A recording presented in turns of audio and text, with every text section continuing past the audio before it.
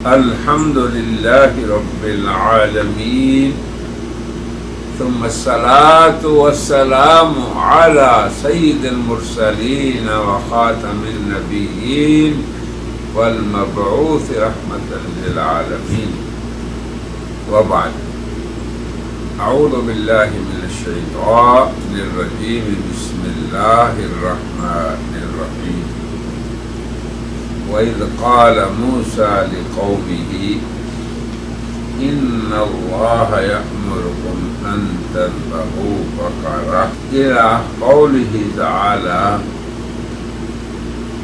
قَالُوا الْآنَ جِئْتَ بِالْحَقِّ فَذَبَحُوهَا وَمَا كَادُوا يَفْعَلُونَ. یہ سورہ بقرہ کی آیت نمبر 67، پھر 68، پھر 69، 70 اور 71. یہ آیات میں نے ساری کی ساری اس لیے اختیار کی کہ ان آیات میں حضرت موسیٰ علیہ السلام نے جب اپنی قوم سے یہ کہا کہ اللہ تمہیں حکم دیتا ہے کہ تم گائے کو ذبح کرو، اب اس کے جواب میں یہود کی شناعت اور بدبختی یہ تھی کہ انہوں نے معاندانہ سوالات کی بوچھاڑ کر دی. اس میں عبرت یہ ہے کہ اللہ تعالیٰ کے محب بندے، اللہ تعالیٰ کے مخلص بندے وہ ہوتے ہیں جو اللہ کا حکم ملنے کے بعد مزید سوالات اور عناد کے تحت کیے ہوئے استفسارات نہیں کرتے. اب اس کی مثال دیکھیں، وہ اگلی آیت میں آئے گا، اس کی بھی صراحت کہ اللہ نے یہ حکم انہیں کب دیا اور کیوں دیا. اس کی طرف بھی ہم نے اشارہ کر دیا کہ جب ان کے اندر ایک قتل ہوا، پھر اللہ نے کہا کہ جب تم معلوم کرنا چاہتے ہو تو پھر اللہ تمہیں یہ بتائے گا کہ اس کا قاتل کون ہے اور کس کو سزائے قتل ملنی چاہیے.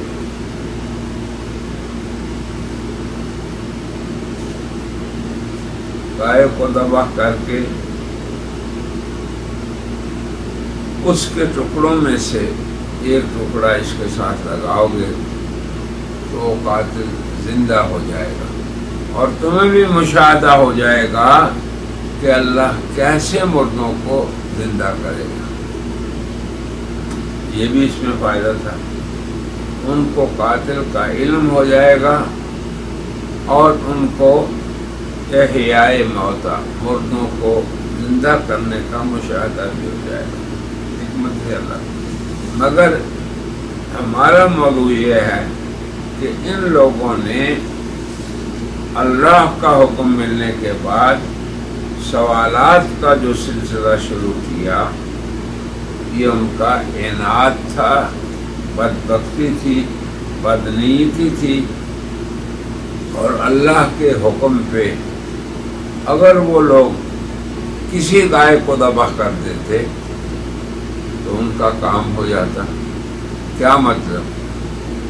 کہ ان کو قاتل کا بھی علم ہو جاتا اور مردوں کو زندہ کرنے کا مشاہدہ. مگر انہوں نے کیا کیا، یہ بات سمجھے. قالو، اب یہ قالو یہ یہود کے قول اور سوال کا ذکر اللہ فرما رہے ہیں کہ انہوں نے کہا اے موسیٰ، یہ تم کیا مذاق کر رہے ہو ہم سے؟ گائے کو ذبح کرنے کا قاتل کے علم سے کیا تعلق ہے؟ آگے دیکھیں، دوسرا سوال انہوں نے کیا، قالوا ادع لنا ربک یبین لنا ما ہی، کہ ہمیں گائے کی ماہیت بتا دو۔ یہ فضول سوال تھا، مبنی بر عناد تھا، چاہیے تھا کہ کوئی گائے ذبح کر دے، جیسے حدیث میں بھی آتا ہے کہ اگر کوئی گائے ذبح کر دیتے تو کافی ہو جاتی، اور انہوں نے کہا کہ ہمیں ماہیت بتاؤ اس کی۔ اس کے جواب میں موسیٰ علیہ السلام نے فرمایا کہ اللہ یہ فرماتا ہے انہا بقرہ لا فارض ولا بکر، نہ بوڑھی ہو نہ بن بیاہی ہو، عوان بین ذالک، ان کے بیچ میں میانی ہو، میانہ ہو ان کے بیچ میں۔ اور پھر انہوں نے یہ بھی کہا کہ تم کر دو، مگر انہوں نے بجائے کرنے کے سوال کا راستہ اختیار کیا۔ تو بتانے کا مطلب یہ ہے کہ اللہ کی بات پہ نکتہ چینی کرنا اور اس میں معاندانہ سوال کی راہ اختیار کرنا، یہ یہود کا طریقہ ہے۔ خیر امت کا طریقہ یہ ہے سمعنا و اطعنا، جب اللہ کا حکم جیسے آ گیا مان لیا اور اطاعت، یہ باعث عبرت ہے ہمارے۔ پھر انہوں نے سوال کیا، قالوا، موسیٰ سے، کیا؟ ادع لنا ربک یبین لنا ما لونہا، کہ ہمیں اس کا رنگ بتا دیجیے۔ اب اللہ نے حکم بقرہ کا، گائے کا دیا تھا، اب انہوں نے پہلے ماہیت پوچھی، پھر اس کے بعد اب رنگ پوچھنے لگے۔ پھر موسیٰ نے کہا انہ یقول انہا بقرۃ صفراء، تو اللہ نے فرمایا کہ وہ زرد رنگ کی ہے، اور وہ رنگ بھی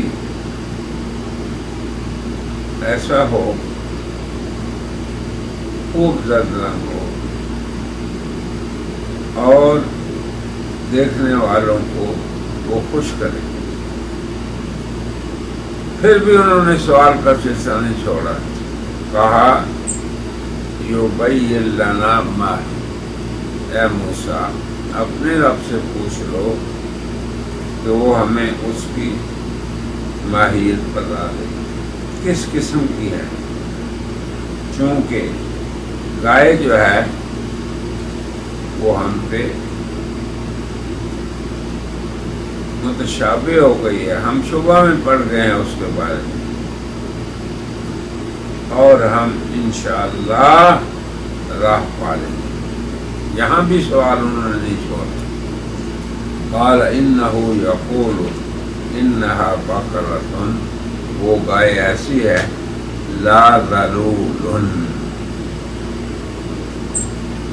نہ محنت والی، تثیر الارض، جس نے زمین کو بہتی ہو،